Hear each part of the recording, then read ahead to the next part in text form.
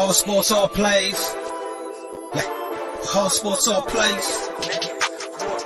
All sports, all plays. 365, we making a plays. You talking the game, get you through the days. We're high in the court, the dime in the lane. Variety topics living the same. All presentation, sports information. Hitting the airways, taking the nation. All sport, all plays, they working your faces. Grace at the field, so tie the laces. All sports, all plays.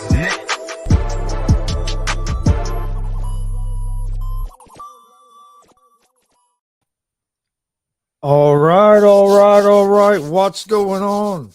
It's a good Monday night. Good night to talk some sports. We're Gonzo and the Judge Sports Talk. I'm Chris Gonzo Gonzalez, joined by the Judge, Jonathan Mathis. How's it going tonight, brother?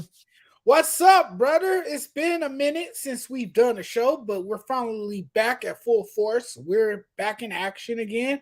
It's nice to be here, coming to you live from where I usually sit in the same spot to do these wonderful shows with you, Chris.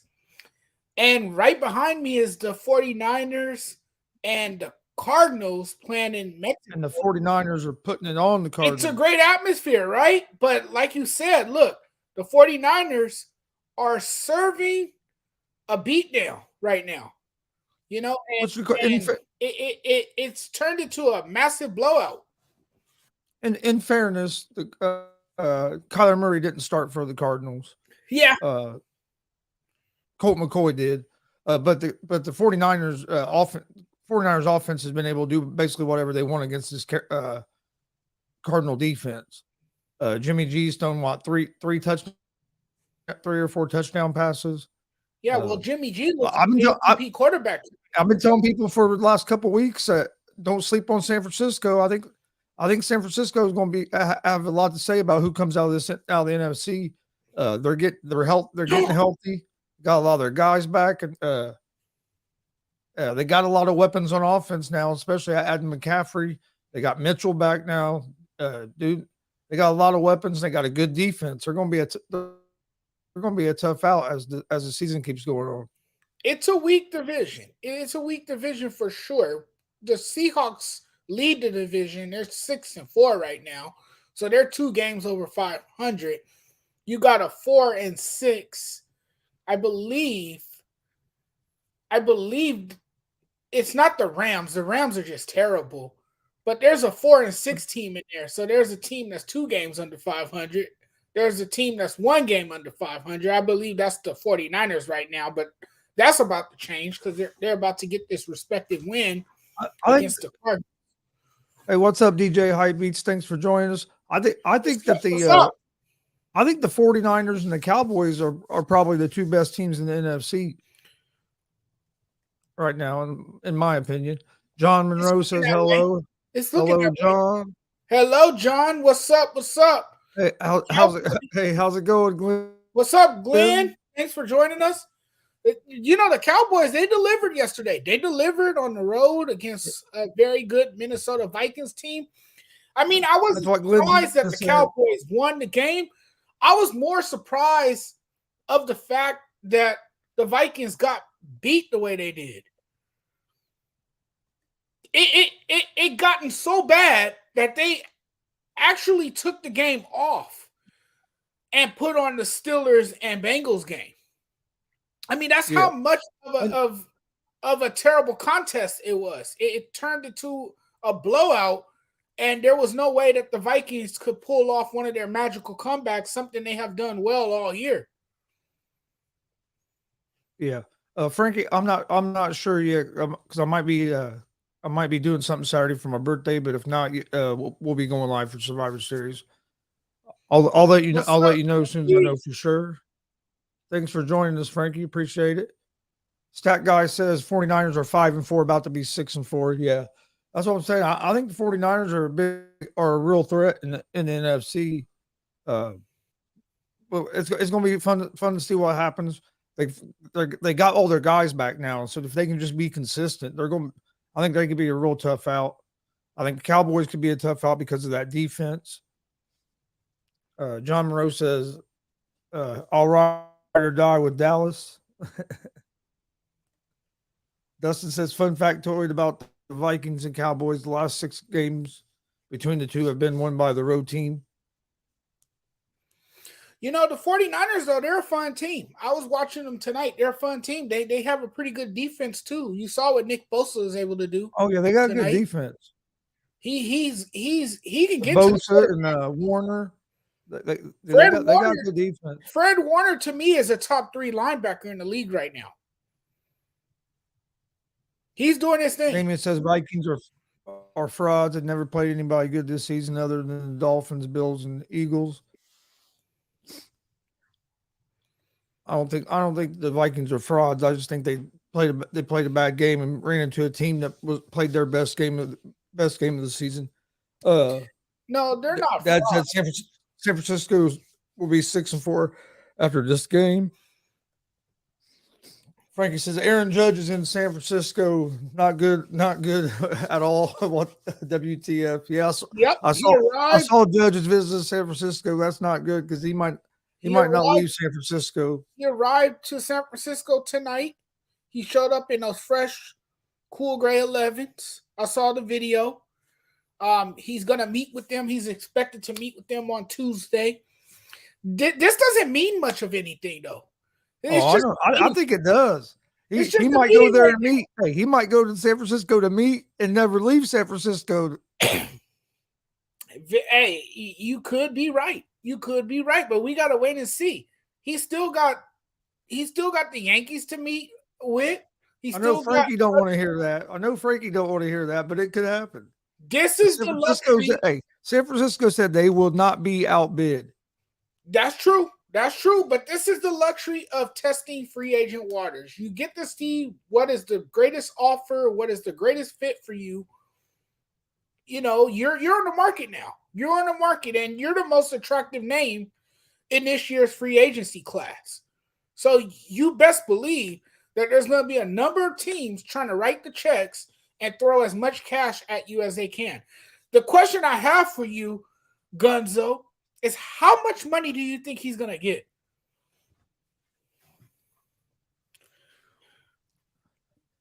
Oh man, I think he's going to get at least 300 million. Yeah. Probably more. Somewhere in that range. I'm going to say about 325. 325, somewhere in that range? At least. Frankie said close to 400 million. I think so too. But where do you think? I can see it being that high. And another question, where do you think he'll land? I think he's going to end up with the Giants. It just makes the most sense because of where he's from. You know, you talk about logistics, you talk about the location, you know, the organization, a team he grew up rooting for. He's back home. And the reality is that the Giants is his home team. And if he wants to be closer to home, and if he wants to change the scenery, that's one of the places to go. And the Giants already said, Giants already said they're not going to be outbid. So what does that tell us? How much did the Yankees in their pursuit? Yeah. How much did the Yankees offer him before the season? You know? I don't remember the number from the I think it was around 300. So I think you guys are right. I think it's going to be closer to 375 to 400 mil. Yeah. I think somewhere in that range. He said they offered him like 215. Oh yeah, they're going to be. They cost themselves a lot of money if they get him back.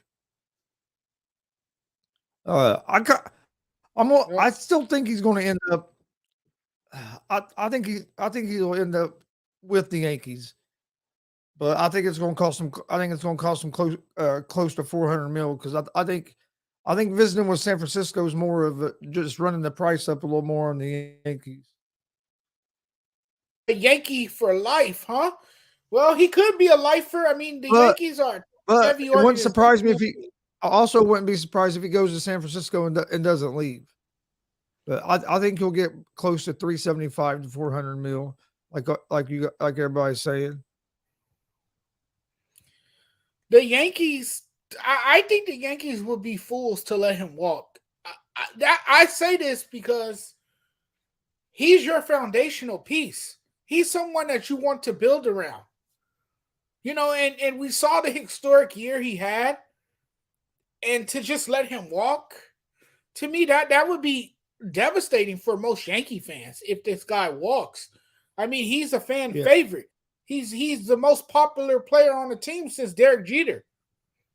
Since Derek Jeter retired and drifted off into the sunset. So this is a guy that you want to keep on your roster if you can. This is a guy you want to build around. But right now, that seems unrealistic for the Yankees.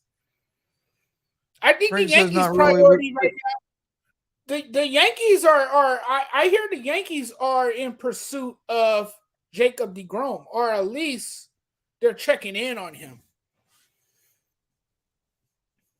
Frankie says, not really. We won't be fools. It'll save us money to get other players to spread around. So, I mean, if you pick up the right players, yeah, I see that. Dustin says Judge will sign with the Giants Wednesday night for 10 years at $425.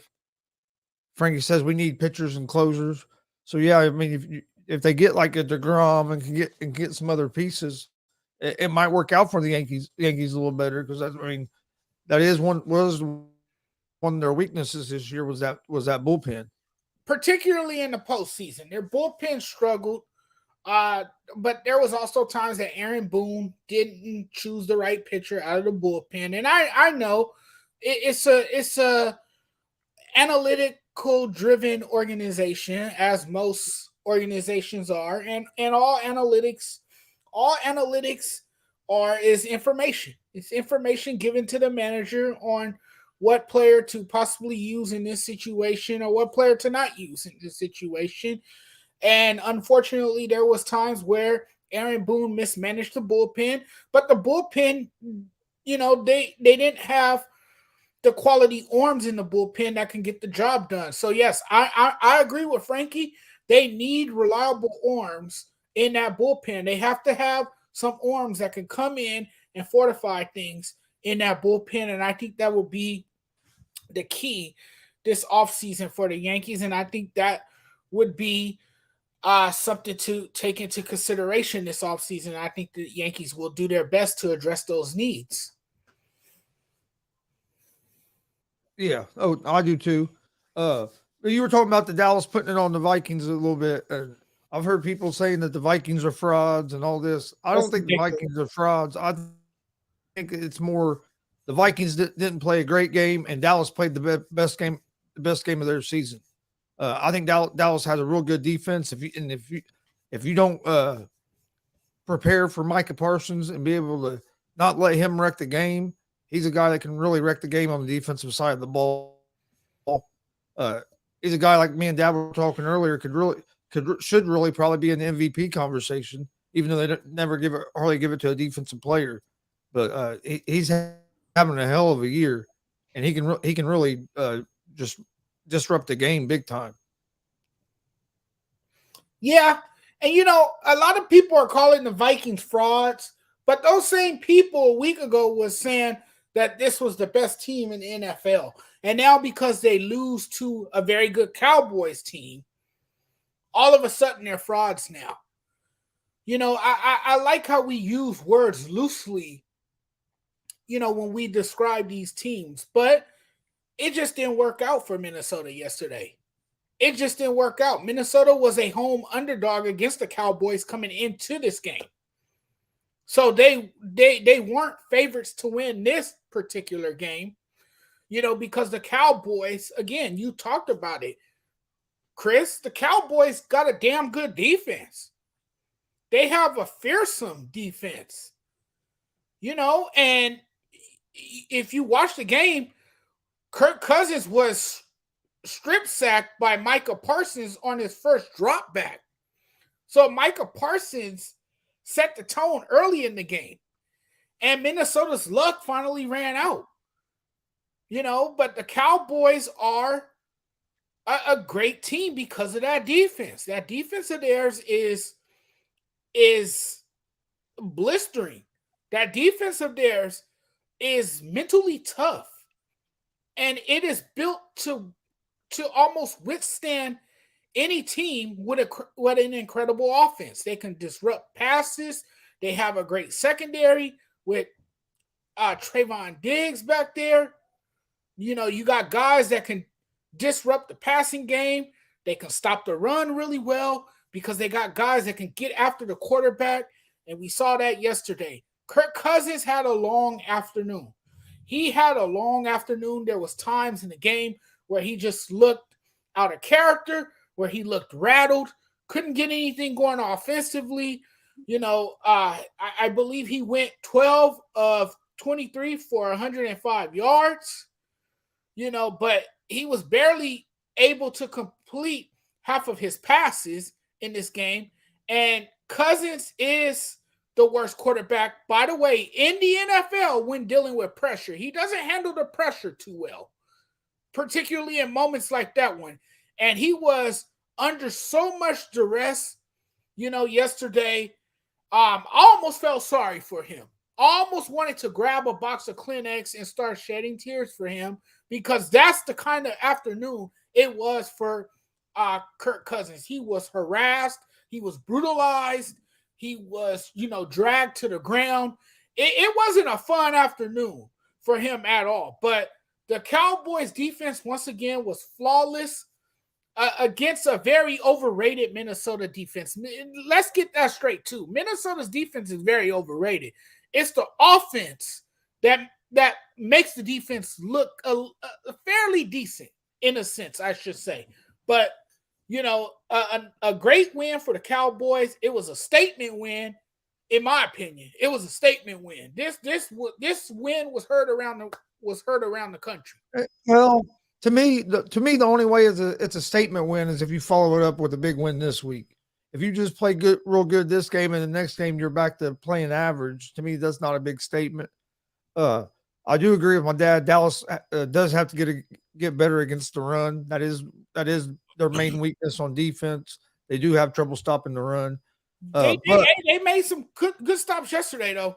Yeah, but this stat that Dustin is putting out goes to my point that he said the NFL average is 2.9 seconds for a QB to throw a pass. Cousins was at 1.3 seconds yesterday, second lowest in NFL history. And what I'm saying, it goes to my point, is about how Micah Parsons can wreck a game. If you don't figure out a way to slow him down, he can wreck a game. And then you have this where your quarterback has no time to get rid of the ball. So that is one thing Dallas has to do. Yeah. And then Frankie says Patriots Frankie says Patriots beating Vikings while I'm drunk and stuffed. Got the Thanksgiving. Well, let's stay in the NFL, but let's move over. You have the Jets. The Jets had 2 total yards in the second half yesterday against the New England Patriots. And then in the press conference afterwards, of course, the media asked, I know everybody's seen it, media asked Zach Wilson if he felt like he let the defense down. He said no and kind of walked out of the press conference. And of course, you've heard some of the receivers talking. And then Robert Saleh comes out and says that he wasn't going to commit to Wilson as being the starter this week. Do you think Wilson starts this week, and do you think they move to probably Flacco, which I think Flacco would give him the better chance to get in the playoffs and go deeper in the playoffs than what Wilson would. But I understand Wilson's your young quarterback, and you're trying to find out if he's the guy. So what do you think Wilson will still be the starter for the Jets? Look, that much remains unknown. We probably won't know. It'll probably be a game time decision. We'll probably know a little bit more towards the end of the week whether or not he's going to be the starter. But you're the leader of this Jets team, and it's time to start acting like you're the leader of this Jets team. Zach Wilson needs to conduct himself, much better than what he has. He needs to be that man of character and understand his role, and that his role is to be a leader of men, and so he's under a lot of criticism right now. He's under a lot of scrutiny, and rightfully so. He put himself in this situation, and it's quite telling to me, Chris, that this is a man who needs to grow up. He needs to grow up, and he needs to stop acting like a child. He needs to stop acting like a child. Now it's time to maintain a certain level of professionalism. You know, a team can suffer a bad play, you know, and if the team does, then you got to hold yourself accountable. You can't lack accountability. You know, so more importantly, I think he needs to take accountability for his actions. I think that he will be the starting quarterback by the time it's all said and done. What happened the last time Joe Flacco took a snap? It didn't end up too well for him. But Zach Wilson is going to have to play a lot better. He tends to crumble under pressure, and it's going to destroy his career if he doesn't step up. He's going to have to step up. He's going to have to admit that he's been sucking terribly, and he's going to have to own up to that and do everything he can to get better for this team, because he stunk like ass. You know, he stunk like ass. It's that simple. It was like watching him swim in contaminated water or something. You know, that's how bad he was after a pathetic 9 for 22, 77-yard passing game. You know, which was 100% his fault. You know, but Wilson points the finger at anybody but himself. Come on, man. You gotta grow up now. You're in a big boys league. It's time to pull up your big boy pants and you know, play better football. And if you have a bad game, well, my bad. I'll try to clean things up and play a lot better the following week. Yeah, I don't think he's going to be the starter no more. I think they'd be better off going with Flacco. Flacco didn't play bad earlier this season when they had him in there when Wilson was hurt. I think with this defense they have, Flacco can manage the game better and could give them a better chance to win these games and make the playoffs than what Wilson does at this point. And I think if Saleh don't make a move, he could be on the verge of losing the locker room.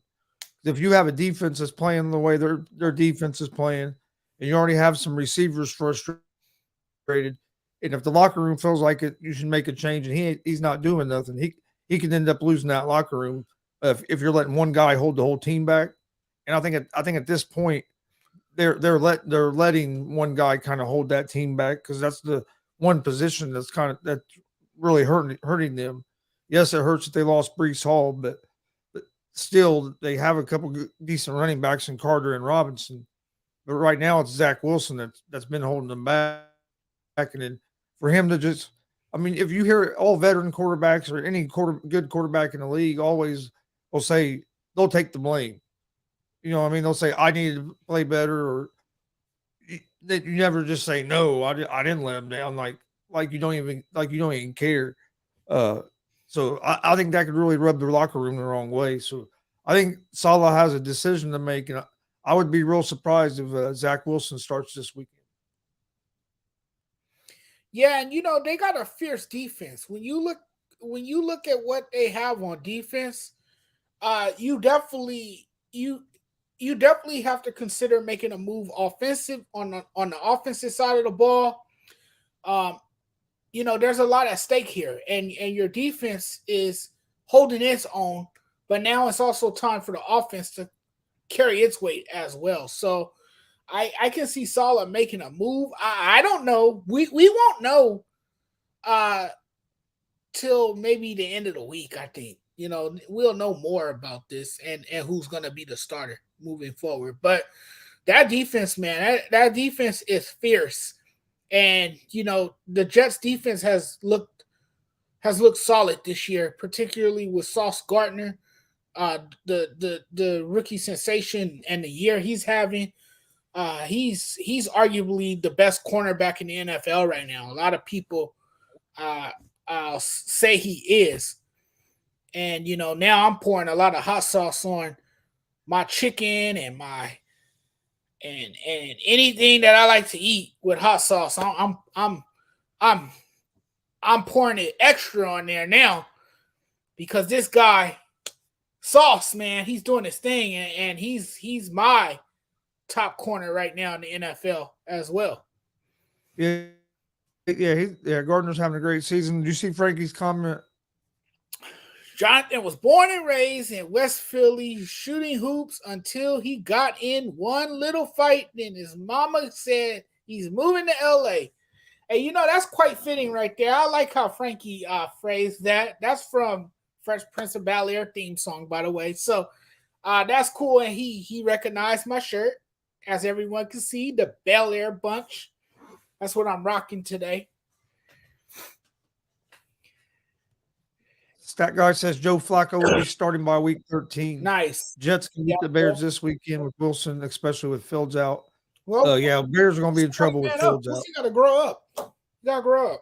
He lost his opportunity, it seems like, from what you guys are saying. So, I mean, if you lost your opportunity, that's on you. You gotta make people earn your trust in this league. And if you get the starting job, you gotta maintain it by showing professionalism and handling yourself in a proper manner. And he didn't do that. So he lost. He might have lost out on his job. I think he'll get. I'll be surprised if he plays this weekend. If he does play this weekend, if he don't play well, he'll be definitely be done. But I'd be surprised if he plays this weekend. Damien says Zach Wilson is benched this week. Salah already said he isn't committed to Zach. Yeah, he hasn't said he benched him yet. He just said he wasn't committed, which basically is saying that he's probably going to bench him. Yeah. But that still doesn't say much. That's still kind of vague in a sense, that it doesn't say much. I mean, it's kind of ambiguous when you think about it. But we'll see. We'll see. Broncos get rid of Melvin Gordon after he fumbled again yesterday. He has 12 fumbles over the last 3 seasons with the Broncos, 5 this season. You think there will be a team that will take a shot on Melvin Gordon here to maybe add him to the roster here going into maybe a playoff run? Sure, a team that's desperate for a running back. Maybe the Los Angeles Rams will take a chance on him. They need a strong running back. They're not getting production out of Cam Akers. They're not getting much production out of Darrell Henderson, who rarely touched the ball in yesterday's. They're not getting much production out of anybody right now, are they? Not really, no. But they don't have a strong running game. Wait a minute. I thought you would. Wait a minute. Whoa. Establish a run game. Wait, hold on. I thought you was a Raiders fan now. No, I was just talking out of my ass. I was just frustrated. So you're still a Rams fan? Yeah, I'm still a Rams fan. Okay. You keep flip-flopping. So I'm not going to flip-flop anymore. I never meant what I said. I think I just was lashing out that day, and I was just frustrated as hell. I just was speaking my mind at the time. Yep. That says Gordon and Buffalo makes sense. And I said that earlier when I was on with Jay for the unscripted little mini unscripted thing we did. That maybe the Baltimore with Lamar Jackson, because Baltimore is having trouble with Dobbins being hurt and stuff. So I can see maybe Baltimore. Buffalo does make sense too, because they could their running game could use some help.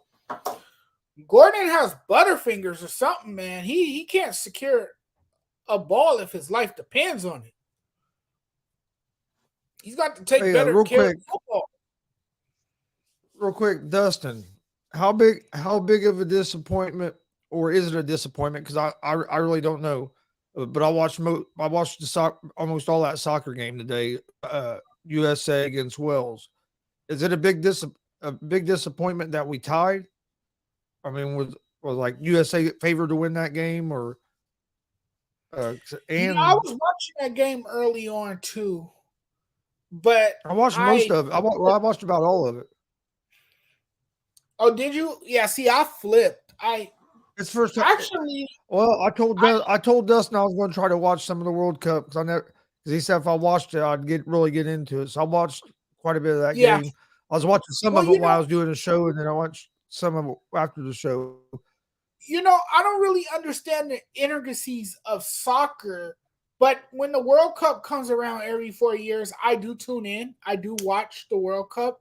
I find it very enjoyable. Actually, I think it's a great atmosphere. You see the fans. The fans are always going wild. And the fans, they really get into it. They really get But this into it. World Cup, dude, Some people dress up they're in not letting the fans costumes. drink.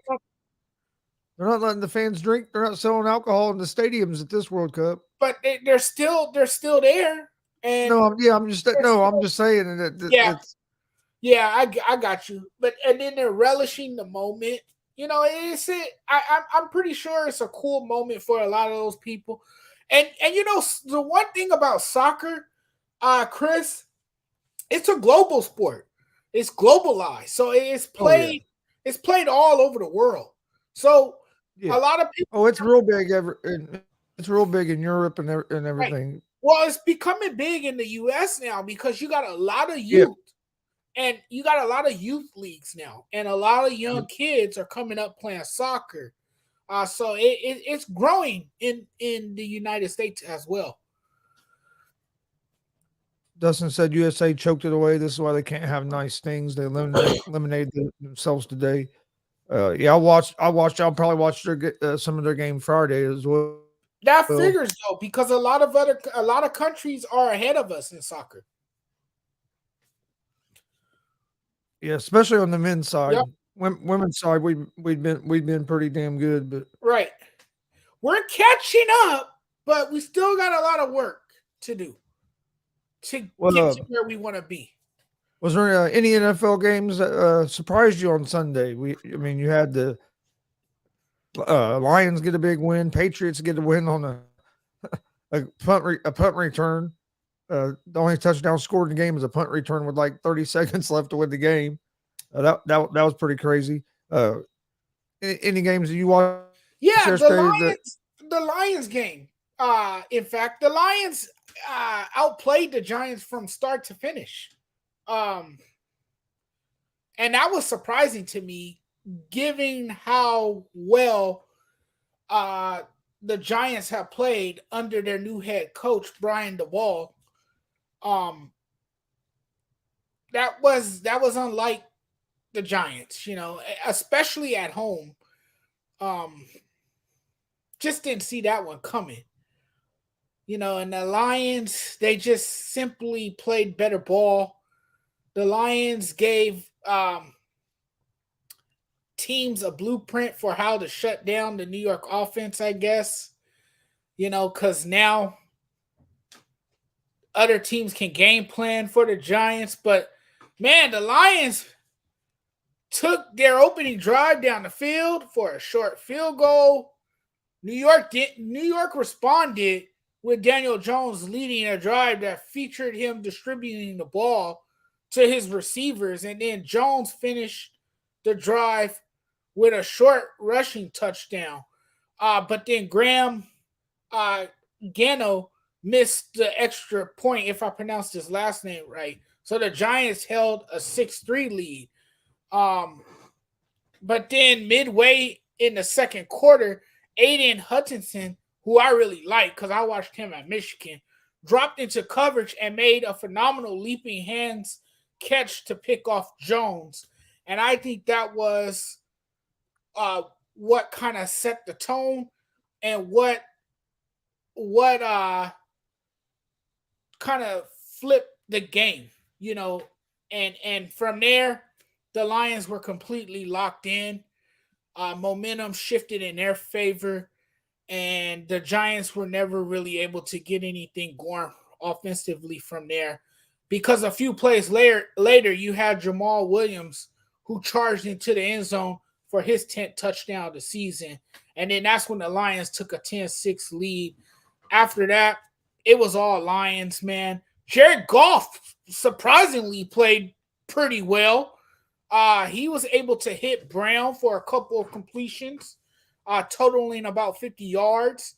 And Williams scored from a yard out. So Detroit, they looked really good. And that's the thing. Their offense has played considerably well this year, believe it or not. So they did their defense is what's hurt them the most this season. Yeah. Yeah. My biggest surprise of the weekend was the big disgrace of a coach, Jeff Saturday in Indianapolis, actually having a team that knew how to snap a ball. Everybody talked about how big of a disgrace it was to hire a former player straight up as an interim coach. And Jeff Saturday has had the Indianapolis Colts play two of the best games they played all season. Yes, I know they lost by a point yesterday. Led the game the whole game, other than the last couple minutes. We still made a few mistakes. Should have won that game. Missed a field goal that really hurt us. Not scoring touchdowns and kicking field goals when we had the ball in the red zone and hurt us. So we lost the game 17-16. But you see a different energy with this team. Team has played a lot better the last 2 weeks with Jeff Saturday as the coach. Not saying it's all him, but you do see a spark in this team that wasn't there a couple of weeks ago with Frank Reich. And interesting to see what they look like Monday night against the Steelers. But Colts almost picked up a big win over the Eagles yesterday. And the Eagles' last two games, their offense has been slowed up. And it hasn't looked like the explosive offense that we'd seen the first 7 or 8 games of the season. No, the Eagles do not look like themselves. But they managed to win the game.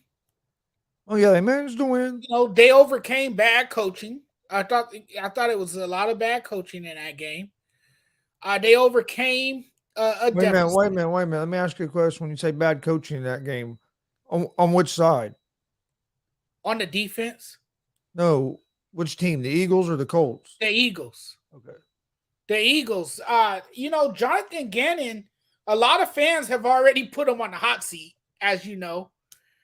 So the Eagles, man, and then the offense looked out of sync. Like you said, their offense has been Dude, the Colts have a tough defense to win the freaking game. Yeah, but thankfully, the Colts do have a good defense. Though Colts have a top 10 defense. Oh yeah.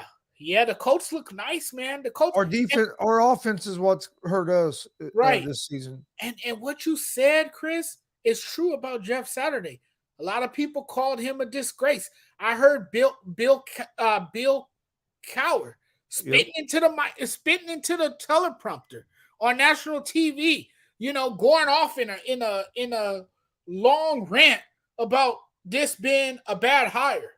That he wasn't. That you shouldn't have taken a chance on him. Are you crazy? Jeff Saturday has brought a different energy to that team. Those guys believe. They have played hard under him. They have played fundamental football. I mean, no, they didn't win the football game, but there was a moment in the game where it looked like they would pull away and win the ball game. They just couldn't hold on towards the end. But Jeff Saturday has these guys playing great football right now. And he has brought this team together collectively. There's unity. There's a culture change within that locker room. And you can see it just by the way those guys are playing each week. Yeah. Like I said, I don't know if he'll end up being the regular coach, but I was going to ask you that. I was going to ask you that. Do you think I told my dad. Well, see, that's what I told my dad earlier on our Colts show was that I know it's only been 2 games and I know we lost that game, but if the team keeps looking like they are, I think there's a good chance that if Saturday wants that job, he might end up getting the head job, and then they'll bring in maybe some different coordinators and stuff or whatever. But it seems like that staff that they got now are working good together, so we might not see as many changes as people think. I know they have to do interviews and all that stuff. If to remove the interim title, they'll have to interview people and follow the Rooney Rule and all that. But I could if the Colts keep looking like they have, I could see maybe Jeff Saturday being the permanent coach there. I can see it too. I can see it too. Zero experience is good experience. But here's why I don't understand why so many people were going crazy about it. Because here's the thing: a lot of people always ask why players aren't coaches, and the main reason is when you start out in the coaching profession, you're usually a guy that just goes and gets coffee, runs errands for the coaches and stuff.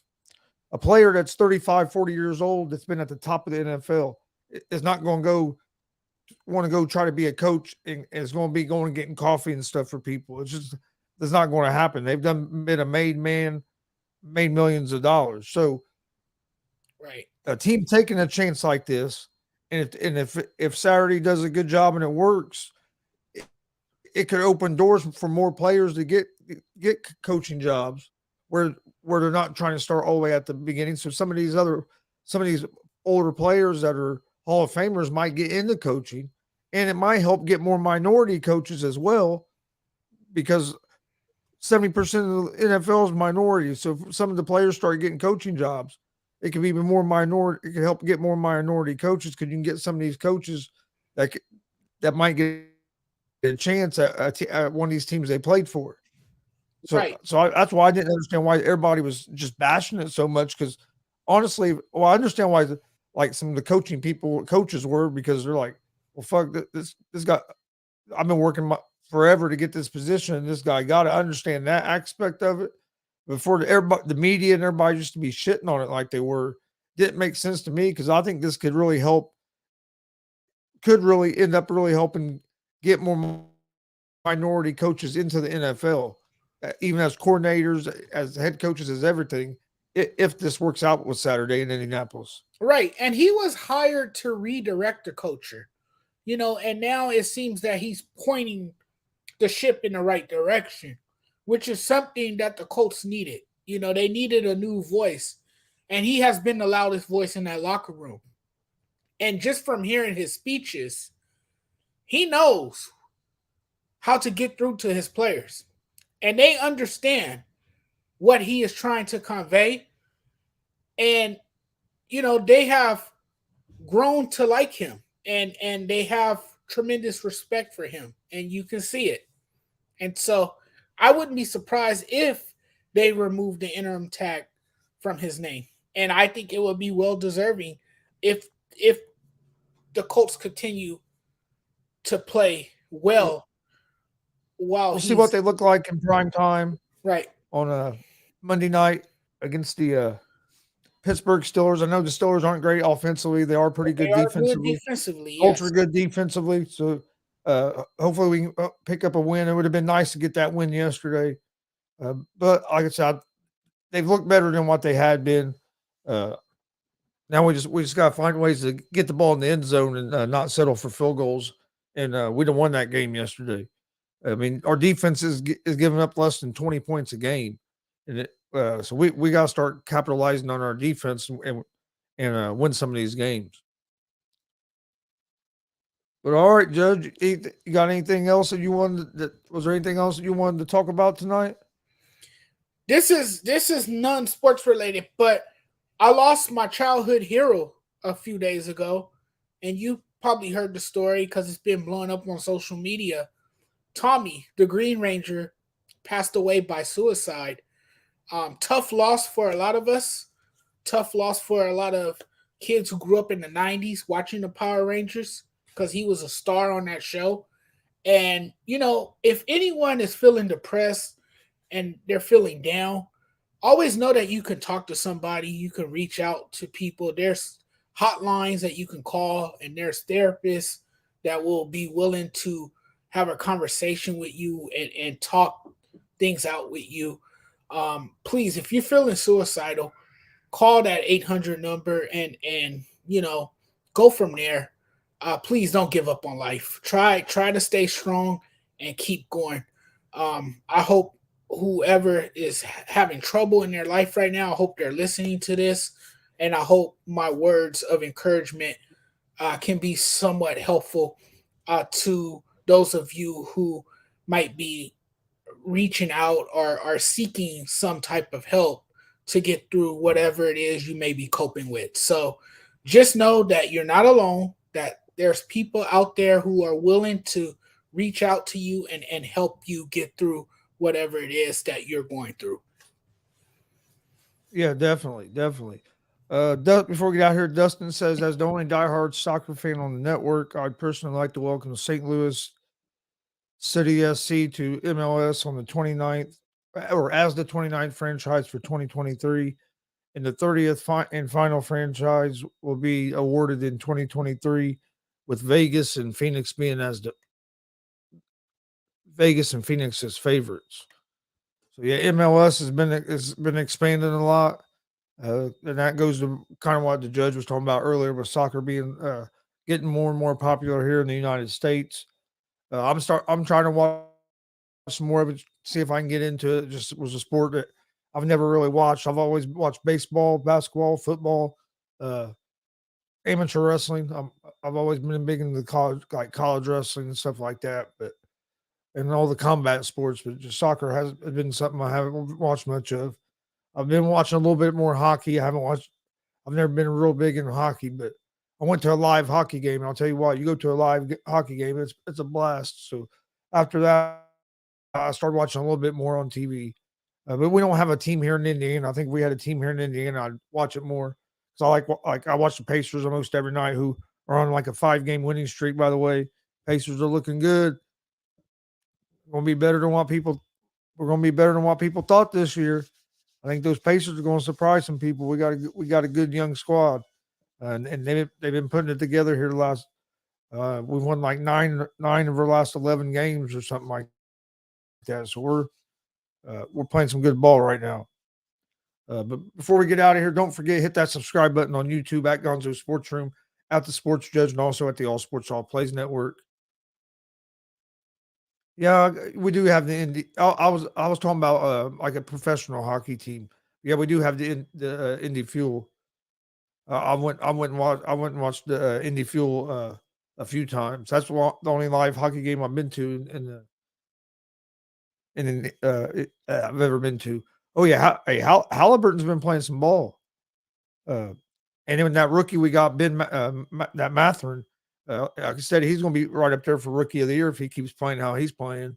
And we've had a player hurt. We had our draft pick from last year, that Chris Dorte. He hasn't even been playing through this stretch, and he'll be back next week. So yeah, Pacers are looking good. I think they're coming together a little quicker than even what the Pacers thought. Miles Turner's been playing pretty good, so it's going to be a fun season. Hit that subscribe button on YouTube. Also, like and follow on Facebook and Twitch at Gonzo Sports Room, at the All Sports All Plays Network. And you can also find the Judge on Facebook as well, at the Sports Judge. Check out the ASAP Sports Network. We have all kinds of different shows from about 9 in the morning till about midnight, Monday through Friday. Check out ASAP Sports. Please, like I said, please hit that subscribe button at Gonzo Sports Room.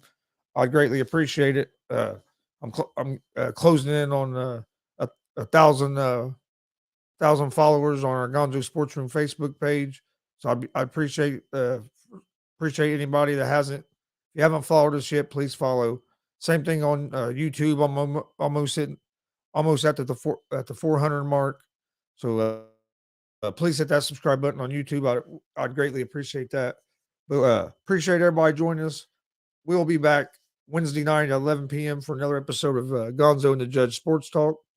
On behalf of the Sports Judge Jonathan Mathis, I'm Chris Gonzo Gonzalez. We'll see you guys Wednesday night.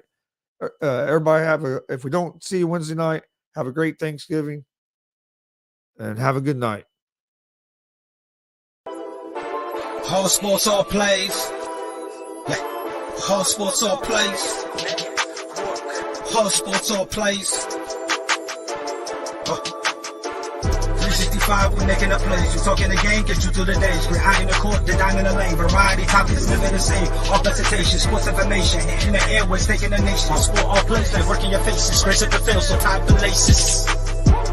Whole sports all plays.